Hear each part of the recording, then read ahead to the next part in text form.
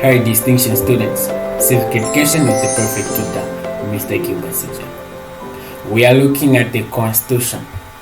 The objectives will be the definition of a Constitution, types of Constitution, and we'll also look at the merits and demerits of different types of Constitution. What is a Constitution? A Constitution is simply a system of laws, traditions, customs, and principles usually written down according to which country or organization is governed. So it can be a country or an organization or just another group, as long as you've got a system of laws, traditions, or you've got customs by which you are guided. For example, in an organization, there is a system which they use, how they employ people, everything. So that is what we call a constitution. Now, when we come to the country, a constitution is the supreme law of the land, to which all other laws of the country are subordinate. Every law that is in the country should support the constitution. No law should be contradictory to the constitution. Any law found to be contradictory or contradictory to the constitution, then that law should be considered as null and void. It is invalid. Now let us quickly look at the types of constitution. How many types of constitution do we have? Some say 4, some people say 2. So there are 2 types of constitution that we have.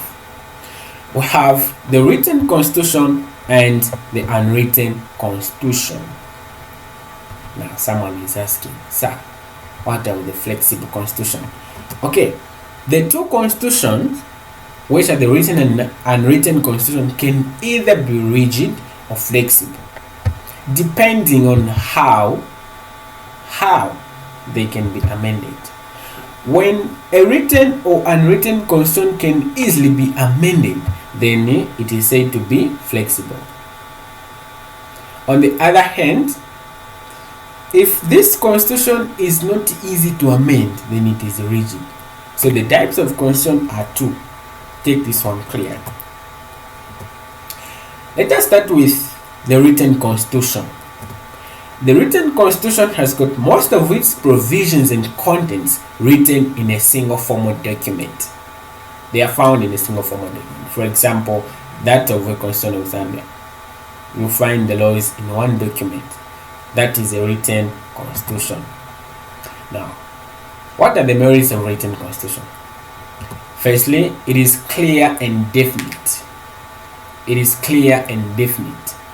You just read, oh, everyone has got the right to life, do not kill. Clear, like that, clear. You notice, oh, I'm not supposed to kill. Clear. It cannot be easily manipulated to suit the wants of groups of people. For example, a group of members of parliament want to make a law that will suit their needs. For example, they want to increase their own salaries. That is not possible. That should undergo certain procedures. You see, there should be certain processes. So a written constitution is not, you just wake up, let me write this law, let me include it in the constitution. No, it's not like that. So that is an advantage or a merit of written constitution. It cannot be easily manipulated.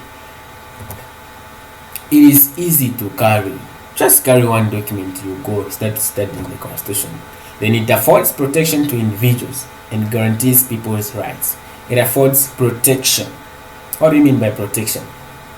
Let me give you an example of a law that gives you protection. Everyone is innocent until proven guilty by the law. How does that rule protect people? When they catch you, they find you doing committing adultery, or you kill someone, people are emotional, people are frustrated. All they want is to beat you there and then. They want to beat you. They want revenge. You see, that's how it is. That's how us human beings are. But what protects you is the law. You are not supposed to be beaten. Even if you are found to say you are doing this thing, but you can't be beaten because of the law until you are proven guilty. So the constitution affords protection. It's very important. Now, everything has got disadvantages.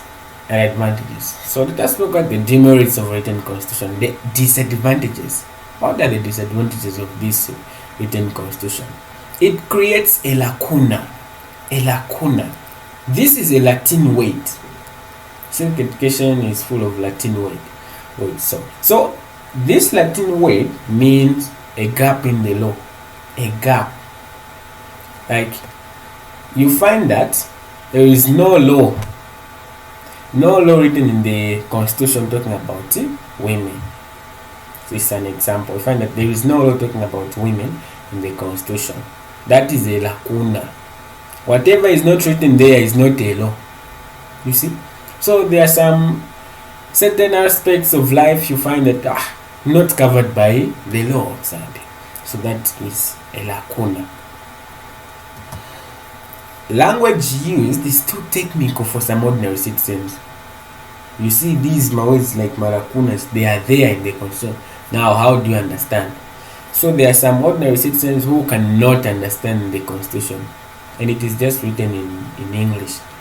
It is not in Bemba. So those who are illiterate cannot understand the constitution. It is difficult to amend, especially if it is a rigid constitution. It is difficult to amend, especially if it is a rigid constitution. This is what I said. That constitution can either be rigid or flexible. So if it's rigid, then it requires a referendum for it to be amended. Just for you to put one law. The power of interpretation is vested in the judiciary. The power of interpretation of the law is vested in the judiciary. So if the judiciary is not independent, they are being interfered by the executive. They can be controlled.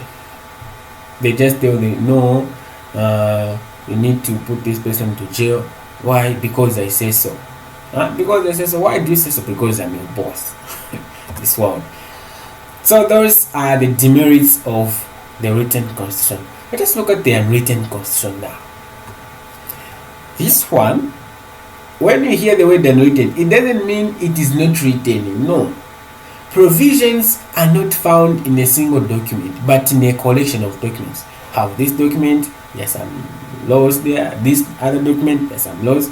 But when you put them together, that's what we call the unwritten constitution. It's just a collection of documents, not in one single document like it is for the written constitution. Now, it also has good merits, One, it can be flexible and adaptable to the changing conditions of a dynamic society. It is flexible and adaptable. You just find that, there is no rain. Okay, let's add this law in the constitution. We'll say, okay, the government should start giving these people food every year. It is a law. Doesn't need we debate it, we go for a referendum. No. It is an written constitution. It is flexible and adaptable. You can change. It can be bent to meet national emergencies. It can be bent to meet national emergencies. Like there is an emergency in the country, maybe a war. The government can make any law that they think will save the country, because it is a what? It is an unwritten constitution. But for the written constitution, you start passing bills, you start calling for referendum just for you to save the country. But for this one, it can be bent. It satisfies popular demands as it is based on the customs of people. The unwritten constitution is based on the customs of people. For example, you kneel down when you are giving something to elders. Those are the customs of people. So most people are satisfied because they see there are rules being applied in the constitution. That is the unwritten constitution. Let us look at the demerits of an unwritten constitution. An unwritten constitution. Since it is found in multiple documents, it can be difficult for people to know it. It is a collection of documents. There is this other document that's got laws, this other one, laws. Now, what if you don't have access to this one? You see? Then, it can be too rigid and not respond to the changing needs of people in a society. It can be too rigid. Then it can be unstable if it easily changes to meet emergencies. As I said in the merits, to say it can be bent to meet national emergencies. Now, the same point has been rephrased here. It can be unstable. Imagine it also changes. It always changes to meet national emergencies. That constitution can be amended anytime. So you are at stake as citizens, because you can find that feasible at your circle. So the two types of constitution can either be flexible or rigid, like I said at the beginning. A flexible constitution is one which can be easily amended without a referendum, while a rigid constitution is one which cannot be easily amended. A rigid constitution requires a what? A referendum. Very good. So let's look at what we have learned. The summary. A constitution is a system of laws, customs, and principles, usually written down according to which country organization is governed. There are two types of constitution, namely the written constitution and the unwritten constitution. The two types of constitution can either be rigid or flexible. Thank you very much for watching. It has been a perfect tutor, Mr. Gilbert CJ. See you next time.